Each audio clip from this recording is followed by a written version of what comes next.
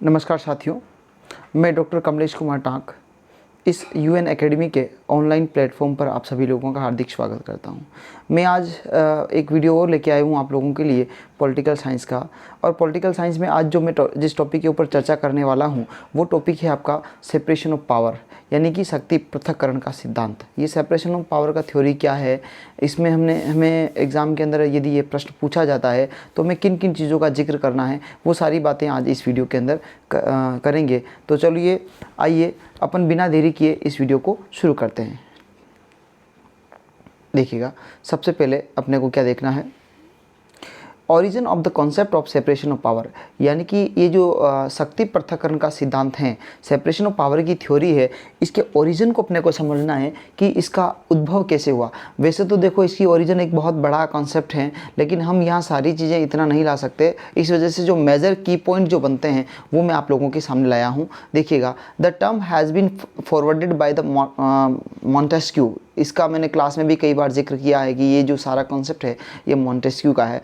Prior to him, even though many scholars have given the indication of on separation of power, यानी कि इसके अलावा भी, Montesquieu के अलावा भी बहुत सारे जो राजनीति विज्ञान के जो प्रणेता थे या राजनीति विज्ञान के जो साइंटिस्ट थे, वैज्ञानिक थे, उन लोगों ने भी सेपरेशन ऑफ पावर का थ्योरी दिया है। उनके विचारों में भी हमें कहीं कहीं दिखता है। तो पहली बार जो एरिस्टोटल था उसने डिस्क्राइब किया, Aristotle described the three organs of the government, but he did not explain their mutual relation in detail। यानी कि सबसे पहले यदि हम सेपरेशन ऑफ पावर की थ्योरी जो है उसकी यदि बात करें तो जो एरिस्टोटल था, इस एरिस्टोटल ने इसको डिस्क्राइब किया था कि भाई 3 ऑर्गन्स होते हैं, इस तरह का ये इसने एरिस्टोटल ने बताया था। लेकिन एरिस्टोटल ने इसका एक्सप्लेनेशन जो है वो प्रॉपर एक दूसरे के रिलेशन के साथ में नहीं दिया था। इसीलिए हम एरिस्टोटल को इस सेपरेशन ऑफ पावर की थ्योरी का फादर नहीं कहते। इसीलिए सेपरेशन ऑफ पावर की जो थ्योरी है इसके साथ में मॉन्टेस्क्यू का नाम जुड़ा हुआ है। तो मुझे लगता है कि आपको ये वाली स्लाइड समझ में आई होगी। ओरिजिन किस तरह से हुआ, ये इतनी सी आपको बातें लिखनी है ओरिजिन के अंदर। इसके अलावा बहुत सारी चीज़ें हैं लेकिन आपको इतनी सी ही लिखनी है। चलिए अपन अगली वाली स्लाइड के ऊपर जब दूसरा आपका हेडिंग आ जाता है meaning of separation of power, यानी कि मीनिंग क्या है, इसका अर्थ क्या है। बार बार हम सेपरेशन ऑफ पावर की थ्योरी को कहते हैं सेपरेशन ऑफ पावर, लेकिन इसका मीनिंग क्या है। देखिएगा, it mean that the power of the government are not powers of the government are not concentrate into one organ, यानी कि जो सरकारों के जो पावर्स हैं, मतलब इसका मीनिंग समझ रहे हैं सेपरेशन ऑफ पावर का, कि सरकारों के जो पावर है वो एक जगह, यानी कि किसी एक ऑर्गन के अंदर, सरकार के किसी एक ऑर्गन के अंदर कंसंट्रेट ना हो जाए, किसी एक ऑर्गन तक सीमित न जाए। इस वजह से हम इसको कह सकते हैं कि ये सेपरेशन ऑफ पावर है। जब किसी सरकार के एक ऑर्गन के अंदर से सारे पावर्स नहीं आ जाते हैं, इसका मतलब क्या है कि वहाँ पर सेपरेशन ऑफ पावर है। Otherwise there will be no freedom. अगर सारे पावर्स एक ऑर्गन के अंदर आ जाते हैं तो फिर क्या होगा कि there will be no freedom, यानी कि वहाँ पर स्वतंत्रता की जो कॉन्सेप्ट है वो फिर आपका ख़त्म हो जाएगा, वहाँ पर फ्रीडम नाम की चीज़ नहीं बचेगी। Each organ should neither interference with the other nor influence the other, यानी कि न तो एक दूसरे के अंदर इंटरफ्रेंस करेगा, न ही एक दूसरे को इन्फ्लुएंस करेगा। ये इसका मीनिंग है सेपरेशन ऑफ पावर का। यानी कि सेपरेशन ऑफ पावर का जो थ्योरी है इसमें यह कहा गया है कि सारे पावर्स, सरकार के सारे पावर्स कहीं एक ऑर्गन के अंदर न आ जाए, और यदि ऐसा हो जाता है तो क्या होगा कि एक व्यक्ति के जो स्वतंत्रताएं हैं, जो फ्रीडम्स हैं, वो आपकी ख़त्म हो जाएगी। इसके बाद में each organ should neither interference with the other nor influence, यानी कि न तो एक दूसरे को ज़्यादा इंटरफेयर करेंगे और न ही एक दूसरे के ऊपर ज़्यादा प्रभाव डालेंगे। ये आपका मीनिंग और सेपरेशन ऑफ पावर हो गया। चलते हैं अपन अगली नेक्स्ट स्लाइड के ऊपर। नेक्स्ट स्लाइड है आपकी इसी से जुड़ी हुई है। पहले वाला जो मीनिंग और जो meaning of separation of power है उसी के अंदर ये चीज़ भी आती है। देखिएगा, Montesquieu gave the theory in his book spirit of laws. ये जो सेपरेशन ऑफ पावर का जो सिद्धांत है ये मॉन्टेस्क्यू ने दिया है, हम जानते हैं इसको मॉन्टेस्क्यू ने दिया है, लेकिन इसकी एक फेमस बुक है, उस बुक को आप भूलना मत कि एग्जाम के अंदर इस बुक का नाम आपको लिखना है, और एग्जाम के अंदर जब इस बुक का नाम लिखो तो इन्वर्टेड कोमा में करके नीचे अंडरलाइन आपको करना है, तो एग्जामिनर के ऊपर एक अच्छा इंपैक्ट जाएगा। तो बुक का नाम है स्पिरिट ऑफ लॉज, यानी कि जो स्पिरिट ऑफ लॉज हैं इसके अंदर मॉन्टेस्क्यू ने इस separation separation of theory, separation of power की जो थ्योरी है इसको इसमें जिक्र किया है। According to him, when the legislature, executive and judiciary powers are combined in the same person or same monarch, then can be no liberty, as the monarch or the senate will make tyrannical laws। यानी कि जब according to him, यानी कि Montesquieu इस किताब के अंदर ये कहता है कि यदि लेजिस्लेटिव, एग्जीक्यूटिव और जुडिशरी के सारे पावर्स एक जगह सेम पर्सन के अंदर या सेम राजा के अंदर, एक राजा के अंदर या एक ही बॉडी के अंदर अगर आ जाते हैं तो वहाँ पर क्या होगा, लिबर्टी नाम की चीज़ नहीं बचेगी, व्यक्ति की आज़ादी नहीं बचेगी। और इस तरह से Senate will make the tyrannical law and implement them in the tyrannical manner। यानी कि यदि ऐसा हो जाता है तो ये जो लॉ बनेंगे वो एक टायरनिकल लॉ हो जाएंगे। इस वजह से ये बात अच्छी नहीं है। तो ये सारी बातें इसने स्पिरिट ऑफ लॉज में कही है। तो आपको जब दूसरी वाली जो पहली वाली जो हमने स्लाइड मीनिंग एंड डेफिनेशन वाली पढ़ी थी, meaning of separation of power, तो उसमें एक तो ये वाली स्लाइड आपको लिखनी है और इसके बाद में ये वाली आपको स्लाइड लिखनी है और इसके बाद में इस वाली स्लाइड को भी आपको उसके अंदर देखना है। ये दोनों स्लाइड आ जाएगी। ठीक है, चलते हैं अपन अगली वाली स्लाइड की तरफ। अब अपने को नई हेडिंग डालनी है, सेपरेशन ऑफ पावर। अब हम इस सेपरेशन ऑफ पावर को एग्जैक्टली समझते हैं। वैसे हम लोगों ने समझ लिया है, लेकिन फिर भी यहाँ पर हम वापिस से सेपरेशन ऑफ पावर को देखेंगे। ये आपकी नई हेडिंग पड़ जाएगी, मॉन्टेस्क्यूज डॉक्ट्रिन एंड इट्स एनालिसिस, है ना। The main theme of Montesquieu doctrine is that each and every organ of the state will exercise of its on power and function. यानी कि जो भी स्टेट के ऑर्गन हैं वो अपने अपने पावर्स और फंक्शंस होंगे there, and no one organ will be interfere into the function and of another. यानी कि और ये जो जितने भी ऑर्गन हैं वो एक दूसरे के मामले में इंटरफेयर नहीं करेंगे, उनके एक दूसरे के कार्यों में हस्तक्षेप नहीं करेंगे। जैसे कि एग्जीक्यूटिव का काम होता है लॉ को एग्जीक्यूशन करना, लेजिस्लेचर का काम होता है लॉ मेकिंग का कार्य करना, एंड जुडिशरी का काम है उसके ऊपर उसका रिव्यू करना या उसके ऊपर जजमेंट देना। तो ये अपने अपने क्षेत्र के अंदर, अपने अपने फील्ड के अंदर बिल्कुल अलग रहेंगे, इनके ऊपर किसी का कोई इंटरफेरेंस नहीं होगा। यही separation of power. This is the probably of this theory according to Montesquieu theory, it means that no one person or body should be vested all three type of power. यानी कि एक ही अंग के अंदर सारे पावर्स नहीं समाएंगे, एक ही organ के अंदर सारी पावर्स नहीं आ जाएगी। In every state there are three organ of the government. हर स्तर पर, हर राज्य में तीन जो है वो गवर्नमेंट के जो तीन ऑर्गन होते हैं वो होंगे और उनके अंदर पावर्स रहेंगे, जैसे कि लेजिस्लेचर होता है, एग्जीक्यूटिव होता है और जुडिशरी होता है। चलते हैं अपन अगली वाली स्लाइड की तरफ। ये देखिए सेपरेशन ऑफ पावर, ये वापस उसी का स्लाइड है जो अपन ने पिछली स्लाइड देखी, उसी का एक हिस्सा है। So there must be a division of function on the following basis. यानी कि सेपरेशन ऑफ पावर के अंदर फंक्शन का डिवीजन होना चाहिए, डिवीजन ऑफ फंक्शन होना चाहिए। और किस आधार पर होना चाहिए? जो हमने पहला आधार है, the legislature should make law. यानी कि जो लेजिस्लेचर है उसका काम क्या होगा? कानून बनाने का, make law, but not administrator और इन्फोर्स देम। यानी कि लॉ बनाएगी लेकिन उसको लागू करने का काम आपका लेजिस्लेचर का नहीं रहेगा। फिर आता है second, executive must administer to the made law. यानी कि जो लॉ बने हुए हैं, जिसको लेजिस्लेचर ने बनाया है, उसको एग्जीक्यूटिव क्या करेगी? उसको इम्प्लीमेंट करेगी। But neither influence the legislature in the making of the law nor stand in judiciary judgement of the same.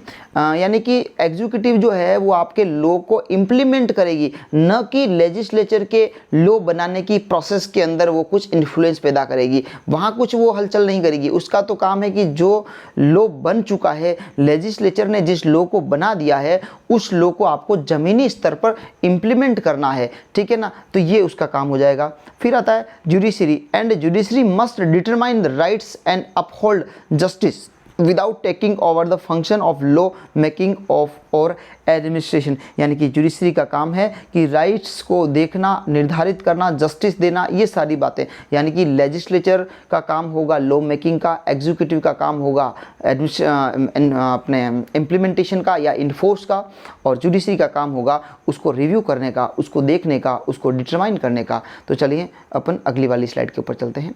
देखिएगा separation of power. He further said, मतलब उसने आगे कहता है कि सच सेपरेशन इज़ नेसेसरी। यानी कि इस तरह का जो सेपरेशन है वो बहुत ज़रूरी है, in order to the ensure that the justice does not become arbitrary और कार्पिशियस। तो इस तरह का जो ये सिस्टम है यानी कि सेपरेशन ऑफ पावर है बहुत ज़रूरी है।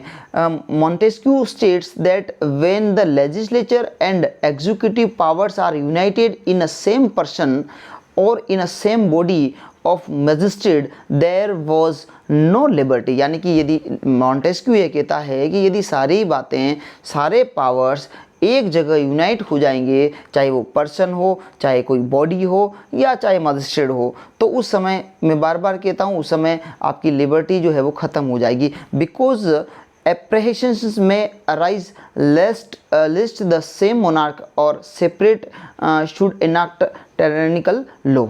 चलिए अगली वाली स्लाइड के ऊपर चलते हैं।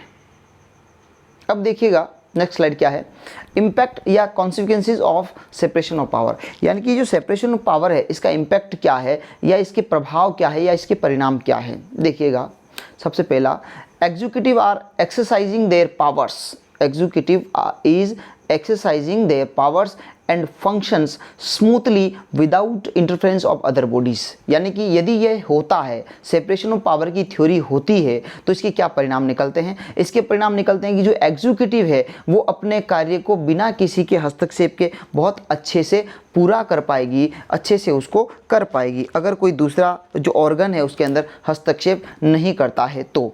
दूसरा legislative is exercising their powers and function smoothly, यही काम लेजिस्लेचर भी अच्छे से कर पाएगी। जो लेजिस्लेचर को काम सौंपा गया है, यदि सेपरेशन ऑफ पावर का थ्योरी होता है तो लेजिस्लेचर के ऊपर किसी का प्रभाव नहीं आएगा, किसी का इम्पैक्ट नहीं पड़ेगा, कोई इंटरफेरेंस नहीं करेगा, तो लेजिस्लेचर अच्छे से उन कामों को कर पाएगी, अपने जो पावर्स हैं उनको अच्छे से यूज़ कर पाएगी।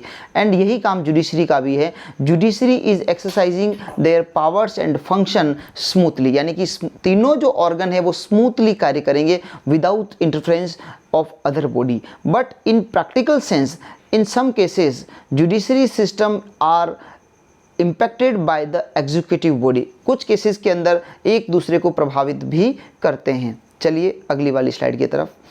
अगला वाला क्या है, वही उसी को कंटिन्यू है वो, consequences of the separation of power, constitutional and fundamental rights of the citizen are enforced, pressure upon the three organ has been reduce, यानी कि अगर सेपरेशन ऑफ पावर होता है तो क्या होता है कि सेपरेशन ऑफ पावर यदि है तो जो प्रेशर है तीनों ऑर्गन्स के ऊपर जो भार पड़ रहा है वो भार कम हो जाएगा, क्योंकि तीनों को अलग अलग काम सौंपा गया है। एग्जीक्यूटिव का काम एग्जीक्यूशन का है, लेजिस्लेचर का लॉ मेकिंग का काम है, तो एक दूसरे के ऊपर ज़्यादा प्रेशर नहीं आएगा, तो ये एक अच्छी बात भी है।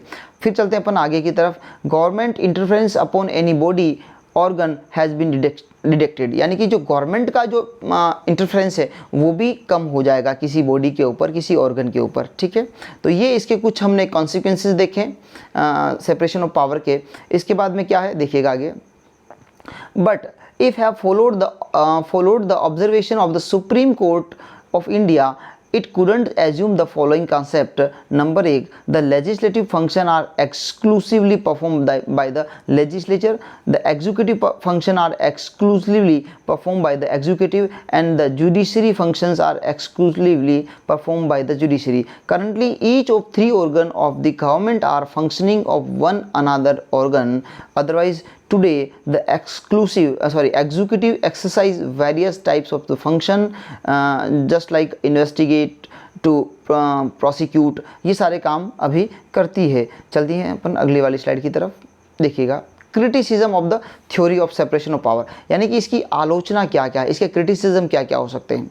देखिएगा पहला criticism absolute separation of power, यानी कि इससे क्या होता है कि इसके क्रिटिसिज्म ये है कि अगर सेपरेशन ऑफ पावर का थ्योरी होता है तो हम ये जानते हैं कि सेपरेशन ऑफ पावर के अंदर प्रत्येक ऑर्गन अपना अपना कार्य करेगा, तो कहीं न कहीं उसके अंदर एक एब्सोल्यूट की फीलिंग आ जाएगी, या वो निरंकुश जिसके ऊपर कोई कंट्रोल नहीं रहेगा उस तरह के वो कार्य करने लग जाएगा, उसके ऊपर किसी का इंटरफेरेंस नहीं रहेगा, तो वो डर खत्म हो जाएगा। तो कई बार जो गवर्नमेंट के ऑर्गन होते हैं वो एब्सोल्यूट भी बन जाते हैं और ये खतरनाक चीज़ भी हो सकती है, इसीलिए इसकी आलोचना भी है। आगे the theory is not practicable, hence even in USA it has been modified by the system of check and balance. यानी कि ये जो थ्योरी है सेपरेशन ऑफ पावर की, इसकी जो नेक्स्ट क्रिटिसिज्म है वह यह है कि ये थ्योरी जो है वो प्रैक्टिकेबल नहीं है, मतलब व्यावहारिक तौर पर ये थोड़ा सा पॉसिबल नहीं है। हैंस इसलिए जो यूएसए हैं वहाँ पर इसको थोड़ा मॉडिफाई किया गया है। वैसे एग्जैक्टली देखा जाए तो ये सेपरेशन ऑफ पावर का जो थ्योरी है यूएसए के रेफरेंस में ही आया हुआ है, लेकिन फिर भी वहाँ पर भी इसको पूर्ण तरीके से लागू नहीं किया, फुली इसको एक्सेप्ट नहीं किया गया है। वहाँ पर वापस इसको मॉडिफाई किया गया है, और मॉडिफाई किसके द्वारा किया गया है? System of the check and balance. Check और बैलेंस का जो सिस्टम है, एक अलग थ्योरी चलती है चेक एंड बैलेंस की, उस चेक एंड बैलेंस की जो थ्योरी के साथ में इसको थोड़ा मॉडिफाई किया गया है। यानी कि सेपरेशन ऑफ पावर तो है, लेकिन उसके साथ में चेक एंड बैलेंस की थ्योरी और जोड़ दिए, ताकि जो पहले वाला पॉइंट है एब्सोल्यूट सेपरेशन ऑफ पावर, इस तरह का सेपरेशन ऑफ पावर वहाँ न बने, एक दूसरे को वो चेक और बैलेंस कर सके। चलते हैं अपन अगले वाले की पॉइंट की तरफ। The basis of the theory is confusing. यानी कि ये जो थ्योरी है कहीं न कहीं इसकी आलोचना है कि थोड़ा कन्फ्यूज़ करती है। हम कई बार हम पावर का डिवीज़न नहीं कर पाते कि किस में क्या है। एक दूसरे के जो ऑर्गन है गवर्नमेंट के, जो तीनों ऑर्गन है वो कहीं न कहीं एक दूसरे से जुड़े हुए हैं, तो हमें कन्फ्यूजिंग है कि ये काम किसका है। लॉ मेकिंग का काम इसका है, कई बार एग्जीक्यूटिव जो होती है वो भी लॉ मेकिंग का काम कर देती है, तो हम कन्फ्यूज्ड हैं कि भाई एग्जैक्टली लॉ मेकिंग का काम किसका है। तो कहीं न कहीं ये थ्योरी आपको कन्फ्यूज़ भी करती है।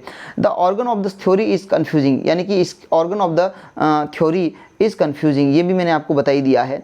The organ of the government are mutually dependent. और इससे क्या होता है कि जो गवर्नमेंट के ऑर्गन हैं वो भी एक दूसरे के ऊपर डिपेंडेंट हो जाते हैं, वो स्वतंत्र रूप से कार्य नहीं कर सकते हैं, वो एक दूसरे के ऊपर इधर उधर थोपा थोपी करते हैं कि भाई ये काम आपका है, ये हमारा नहीं है, इस तरह से एक दूसरे के ऊपर, क्योंकि जब सत्ता का प्रॉपर बंटवारा नहीं होता है तो इस तरह का म्यूचुअल जो है एक दूसरे के ऊपर डिपेंडेंट हो जाती है। तो ये हमने कुछ क्रिटिसिज्म देखे इस थ्योरी के। इसके बाद में क्या है देख लेते हैं, इसके बाद में कुछ और बातें हैं। All the organ of government do not coordinate, यानी कि सारे जो ऑर्गन होते हैं गवर्नमेंट के वो एक दूसरे के साथ प्रॉपर कोऑर्डिनेट नहीं कर पाते हैं।